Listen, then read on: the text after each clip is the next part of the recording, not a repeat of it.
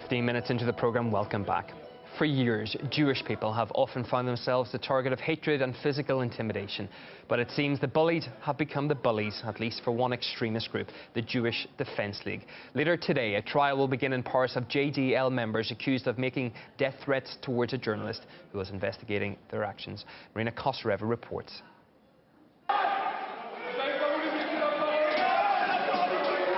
They have a strong following and a clear message.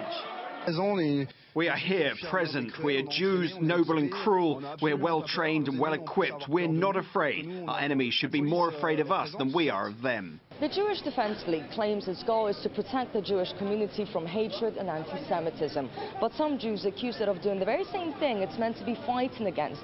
And these people say the organization is not protecting anyone, but attacking those who don't share the same views and opinions. Jonathan Moadab claims he felt the wrath of the League when he started researching them in Paris. I exposed with my friends some Zionist felony and hypocrisy. For doing this job in September 2012, my car have been bombed with an artisanal bomb. I received death threats. And a couple months ago, I went to cover a protest against anti-Semitism. They recognized me. And there were like 15 people jumping on me, breaking my camera, and beating me up on the ground. What is being done to prevent this from happening again? What is the police doing? At one point they intervened and took me out of the protest, and I told them, there were many of them on the place. So I told them, why don't you arrest them? They said, oh, if we do anything, it will create a riot. The Jewish Defense League is an international right-wing organization. Even though it's considered a terrorist group by the FBI, it's completely legal in countries like Canada and France, where it has around 300 members. The police is present, of course, but it's not everywhere. So we have to do what they are incapable of doing correctly.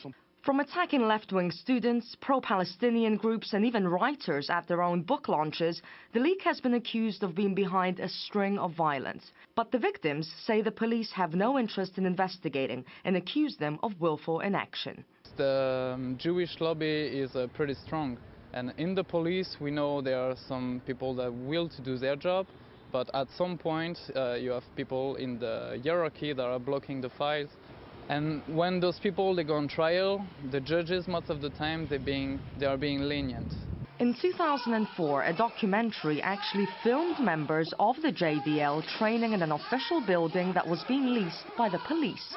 Many were quick to connect the dots. If the police are guarding them while they are training, how could they arrest them? The League had no desire to talk to us when we contacted them, but their publicity speaks for itself. Do not get in our way because we'll hurt you very, very, very badly. Various local movements and anti-racism activists have called for the group to be banned. The French authorities have ignored those calls, and those who feel victimized by the group are left looking over their shoulder. Marina Kosareva reporting from Paris for RT.